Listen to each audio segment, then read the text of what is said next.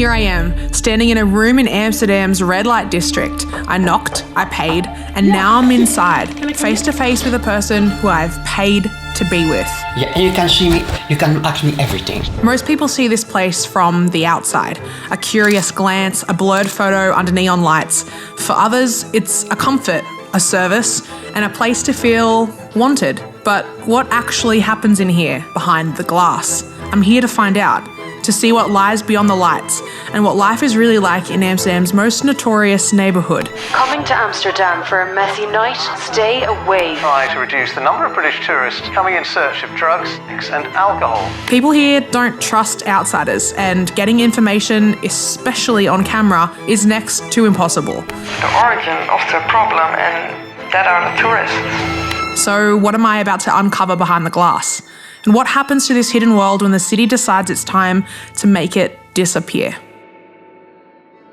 Amsterdam, a city famous for stroopwafels, bicycles, canals, and the type of fun that you don't tell your mother about. Yeah, and a bit of apple juice.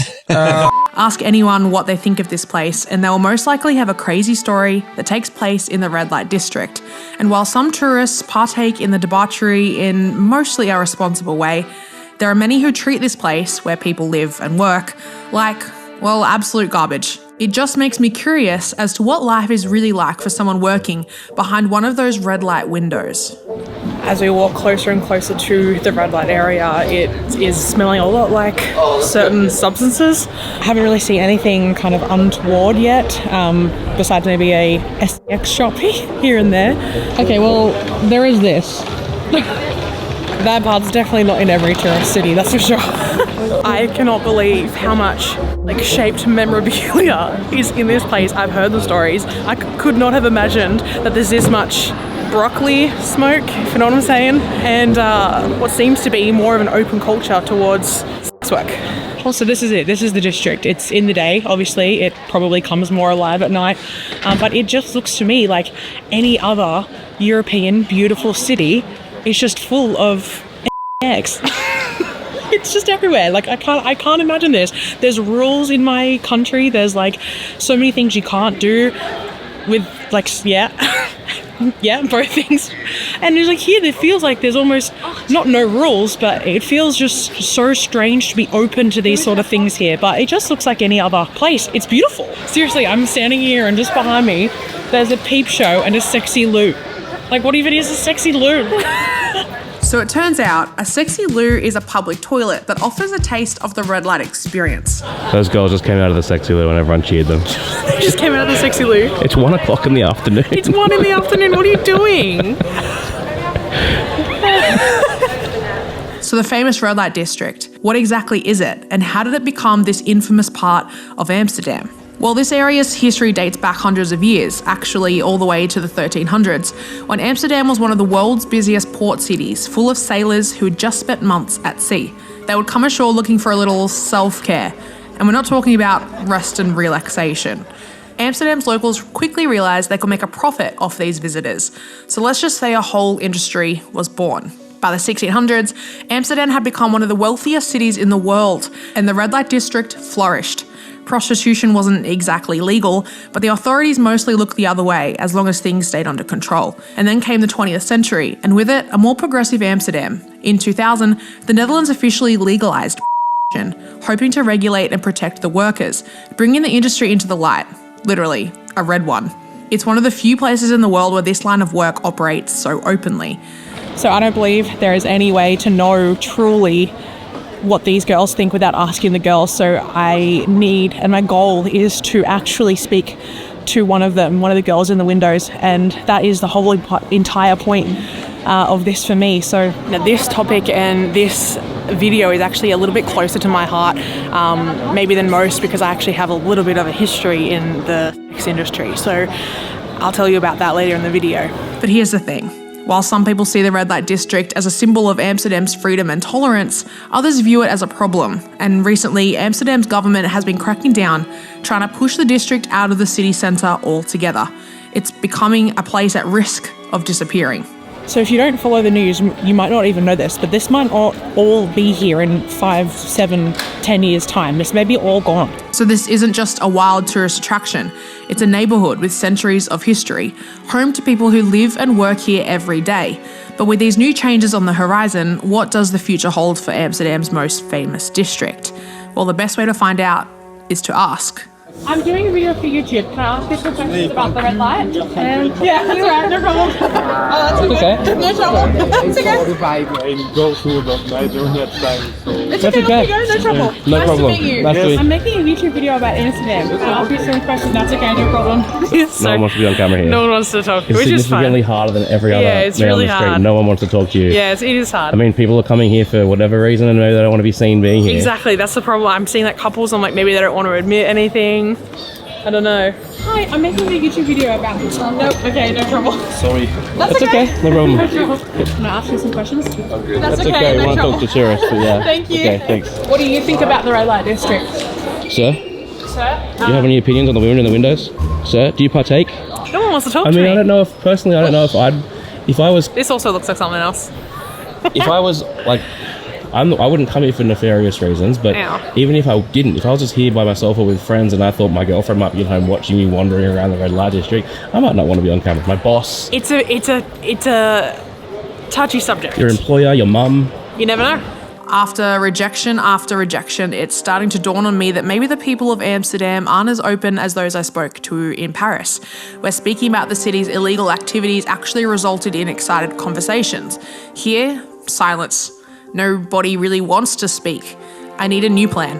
If the locals aren't going to talk, I'm going to make contact with local organisations and NGOs to see if they can shed some light on how the workers in this district are supported and what the future holds for Amsterdam's red light district. So basically what's happening is all of these like non-profits or NGOs or like organisations that we're trying to get to help sort of educate us are just kind of stringing us along and then saying no. I don't know. I would think if you're trying to advocate for the girls and, you know, that you would want to help someone also trying to do the same, but I don't know. That's just me. They've said no, so. With no help from local NGOs, the only people that would talk to us were paid tour guides of the region, who were asking for significant money to do so, but this feels exploitive. Why are tour guides who don't work and have never worked in the windows wanting to charge an extortionate amount of money to tourists? Money that those working in the windows are not seeing themselves? Exploitation is something that I don't want to participate in, so the offer for a private tour at the cost of a week's mortgage payment is something I'll have to decline. We want to spread the message to more people. It doesn't feel like these groups want the message to get to more people. Yeah. It feels like these groups want the message to be only given by them to you on a tour if you pay for it. And everyone deserves to get paid, but I personally think if you're a not-for-profit advocacy organization or you're a tour that is doing a tour about sex work and your whole goal is not to educate, your goal is to make money, then I feel like that's the real exploitation. Why is this so secretive? I've been all over the world, into places where I have been welcomed, and some where I shouldn't have been. Being open, honest, and willing to advocate for the truth has usually resulted in people wanting to talk. It surprises me that in the most apparently open city in the world, the people at the heart of it are perhaps the most closed off. To get a bit of insight into the Dutch mentality, I met up with my local friend Ninke to discuss things in more detail. I mean, it's definitely kind of a unique selling point. I mean, you see so many like, how do you call it, bachelor parties and so on, and they go to the banana boat or walk around. Is it something to be proud of? I'm not sure, but on the other hand, they spend money on hotel and drinks and whatever. I mean, as long as they're respectful to the workers or it's fine. And how would you feel if the district was moved out of the city into a different part?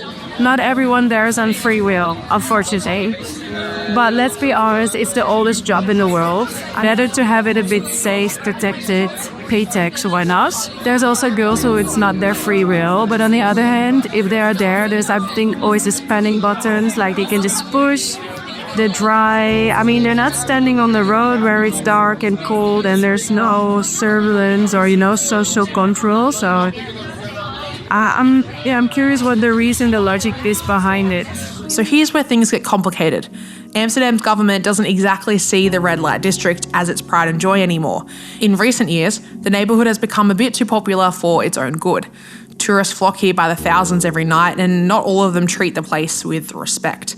That brings us to Amsterdam's current mayor, Femke Halsema, who I contacted for comment multiple times but didn't receive an acceptance of my offer to talk. There's a trend here, isn't there? She's been on a mission to clean up the area. Her vision? To push the red light district out of the historic city centre entirely, relocating it to a new erotic centre, somewhere far from the iconic canals and narrow streets that have defined this area for centuries. Why the big change? Well, the mayor and the city's officials argue that the constant flow of rowdy tourists have taken over, making life difficult for locals and creating an environment that's unsafe and unappealing for the people who actually work here. The goal is to create a safer, more controlled space for sex work away from the mayhem of nightlife crowds. But the plan isn't exactly popular with everyone. Many workers are fiercely opposed to the relocation, saying that they'll lose the visibility and the foot traffic that makes their business viable. Others feel that this is just another attempt to push their world out of sight, out of mind. I mean, the red light district is more than just the windows, you know. It's a whole cozy area of so many nice restaurants and so on. So, I mean, it's a beautiful place. Nowadays, I know the government, the municipality has been working hard, she could say, to make it less dodgy and, you know, dark and all these kind of things. I'm full of like, never that it's legalized, protected, help if needed. I mean, if it's their free will, good for them that they make their own, sit on good money, but it does hurt me when you see, you know, drunk tourists or like making fun of it, they want to trace pictures. I think that's disgusting. So as you can see, I've been traveling around Europe recently, and while I got physically robbed, that's a story for another day, I will not be getting virtually robbed because I have Surfshark, who is also the sponsor of today's video. So if you don't know what Surfshark is, it's a VPN or virtual private network, which is a tool that creates a secure encrypted connection between your device and the internet. It masks your IP address, making your online activity private and allowing you to browse safely. Even here on public Wi-Fi, essentially a VPN helps protect your data and give you more freedom online. Alright, on to the fun stuff. A VPN changes your virtual location so that you can access shows and content from all over the world. So lately I've been binge watching Lost, so even when I change countries, I can continue to binge all 6 seasons, but anyway, even if it wasn't available in the country I was in by changing my virtual location. I know, watching Lost in multiple countries probably sounds like the best part, but it's not. If you scan the QR code on the screen right now or go to surfshark.com/josiesurf, you get an extra 4 months of Surfshark at an unbeatable price. So Surfshark is the only VPN to offer one account for unlimited devices, but if you're still not sure, they do offer a 30-day money-back guarantee. So scan the QR code on the screen right now or head to the link in my description, surfshark.com/josiesurf, for an extra 4 months of Surfshark at an unbeatable price. Now back to the story. With a few hours spent in the bar with Ninke, I figured I would venture out at night time when some locals and tourists might be a little more loose-lipped about the situation. I believe that the should have a safe space where they can do the work, and it should be, I don't know, Protected? Protected. Yeah. So the problem is the tourism. That was my question. Do you think it attracts like bad tourists? So the tourists don't really go for the. Okay. Dat is nu aan het hoeren kijken. Yeah, exactly. They watch more than actually go.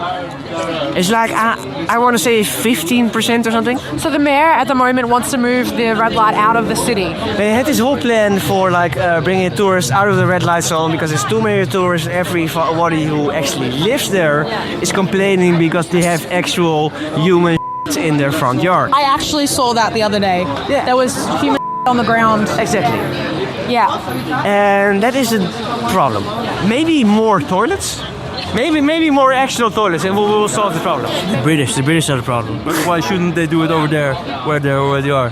Because the big problem is that, of course, there's people in front of the floor. Because people still live there. That's nothing new, yes. But the biggest problem if we can buy everybody is people who didn't live there before, who bought a house there, were like, oh, I want a house in the city center of Amsterdam. They're crying because the neighborhood is not like they want. But you, all of shit was there way before you. So either you adapt or you off. So do you think that having the area here in Amsterdam is like attracting bad tourists, or like how do you feel about it in general? Well, I think it attracts bad tourists, but yeah, at the same time it's not the only thing that attracts bad tourists, and I feel like the ladies there are kind of safer because they're like behind like, how do you call that? How do you call that? Yeah, a glass, but at the same time it's like kind of because they're like selling them like objects. It's like a doll that you put in a store, but I feel like they're safer because in France they're like in the woods, for example. So yeah.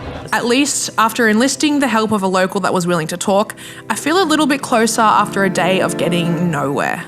So no one wanted to like do the tour. Like we couldn't work out the tour. My friends didn't know anyone in the industry. The organisations weren't really helpful. How am I going to be able to talk to them? What's the connection? What if I just pay?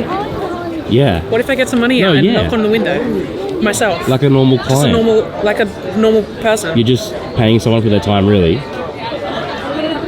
So I was gonna do it. Get some cash, knock on a window, offer some money, and have the interview of my life. Simple, right? Well, turns out that even the slight of a small action camera not pointed at the windows is enough to scare off an entire street. So I went up with my camera on the floor and they... Clocked it immediately. Clocked it immediately, was not happy, and I'm not here to make anyone comfortable, so I'm not going to be filming, going up to them. I just want to hear from them. I want to give them a platform. Maybe it won't work out. Let's find out.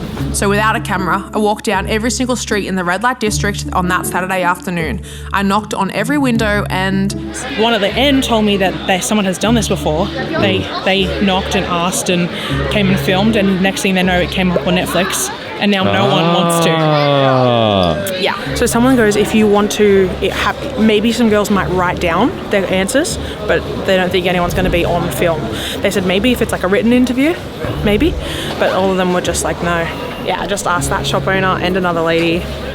No one wants to be on camera. I was like, do you know anyone who would say yes? Because no one's saying yes, everyone's saying no. She was like, no, I don't. All right, well, let's put this down because people are around and we'll go somewhere else. Okay. I've asked probably like 20, 30 girls at this point, and I've asked all of them as well, do you know anyone who would say yes? And they all say no. It's just a no. Like most of the girls are shaking their head before I even finish. I'm like, look, I'm paying you and I'll blur you and no one knows. But no. All right, let's go try the older ladies. All right. After rejection on top of rejection at every turn in the city, I was ready to give up. And I promise you that I'm not making this up for the sake of YouTube retention.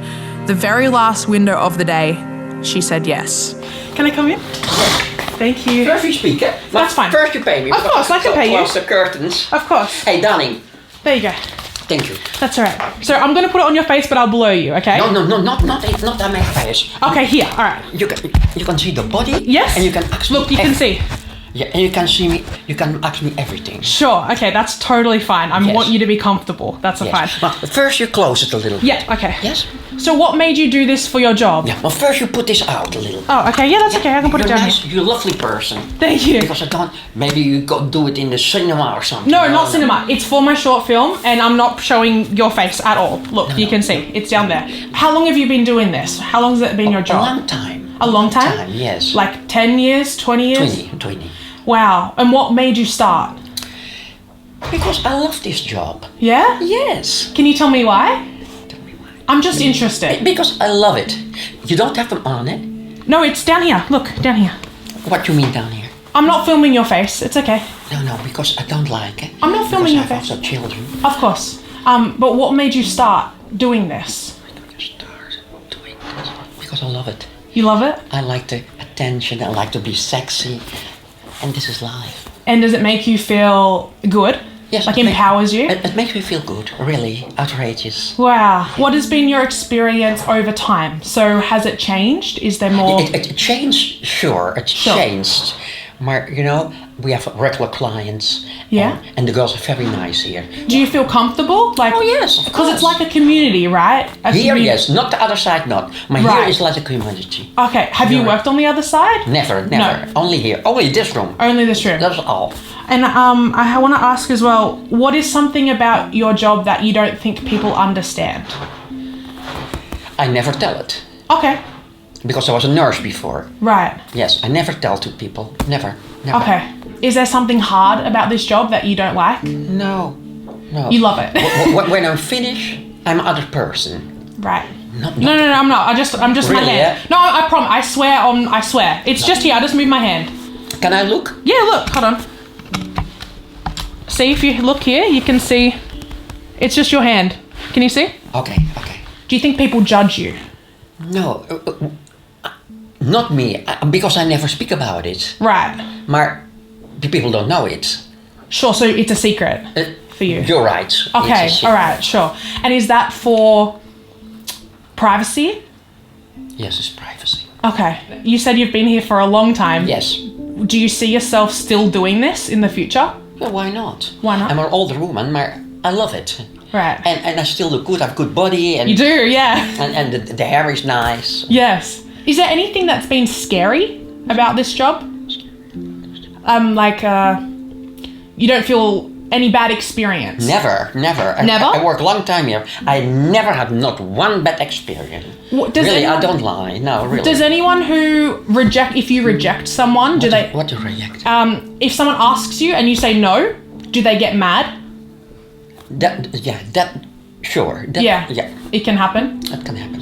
Is there anything that you want people to know about your job?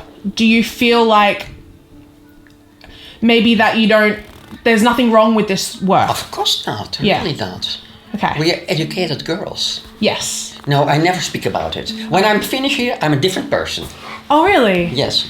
And so you pretty much leave and you've put this behind you. You've closed the door. Yeah. Wow. And how does that make you feel? All right. That you can be sort of two different... Yes, you're right what you say. Yes. Wow. It's okay. We don't have to do anymore. You don't have my face on it. Not at all. I swear. It's been here. Yeah. And thank you so much for your time. No thank problem. you. You're nice. Thank you. Good luck. That was one of the strangest things I've ever done. Yeah? So, yeah, it wasn't as in depth as I wanted. I feel like honestly that the need for privacy kind of overtook the want to chat, to be honest. It was always checking that their face was never in it. There was no camera on them. And that was always sort of reiterated. It was, not my face, not my face. I was like, no, not your face. I had to go back and show through the footage that the face was never shown. It was a bit maybe erratic. It was just a very interesting experience. That's all I'm going to get. I'm very surprised someone said yes. I've asked probably 30 to 40 to 50 girls. I'm surprised that they accepted, but she loves it. She's happy. Independent. Makes her own money. She said she's a different completely person when she leaves here. She used to be a nurse. She loves it.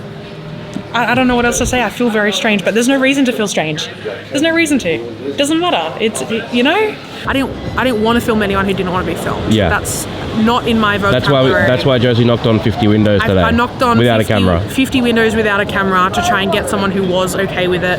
And you know what? I feel like I got an experience without the actual. Oh, I said something. I can blur your face. She was like, blow on my face. And I was like, well, if you want, nah, joking. That's an extra €50. Yeah, very interesting experience. You've done it now. I've done it in my life. I've knocked on a worker's window, paid for her time, and left. Left feeling like you got slightly less than what you paid for. Normal Amsterdam experience. The next morning revealed the aftermath of the night before. Just hours ago, the district was buzzing with life, but now there's nothing left but the rubbish. After a wild few days in Amsterdam, I can't help but to reflect upon my experience here and why this topic was so important to me. So years ago, when I was around 20, I moved states in Australia, and I ended up in a state where I had no family, no friends, no nothing. And having moved there, it was hard and obviously expensive. And the place where I ended up working was actually a strip club. I wasn't a stripper. I don't personally see a problem if I was to be one, if that's what I wanted to do. But I managed the club. I was responsible for, organising the girls. So not only did I interact heavily with the type of people that maybe pay for services similar to these, but I became quite part of a community of the girls. And I remember from my time there, which wasn't long, while I never personally did those things, I have an understanding for people that do, and and I feel like I became quite close to those girls. It was a community, and we looked after each other. We helped people when they left their shift at night and when they came in, and every minute in between. So for my concerns with the safety is moving this away from the city where it's busy and there's people around to somewhere that's a bit more secluded does make me a little bit worried for the safety maybe of the workers, because I know that coming out onto a busy city street at 4 or 5 a.m. made me feel a little bit safer after having managed a venue like that. After hours in the red light district, I'm leaving with more questions than answers. I came here hoping to understand life behind the glass, but in a place so often treated like a spectacle, it's no surprise that people keep their stories guarded.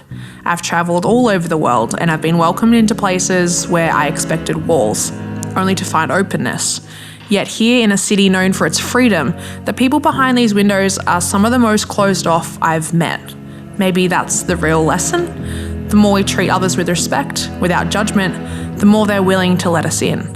This district is more than a tourist attraction, so the next time you find yourself here, remember that those streets are more than a backdrop for wild nights and quick photos.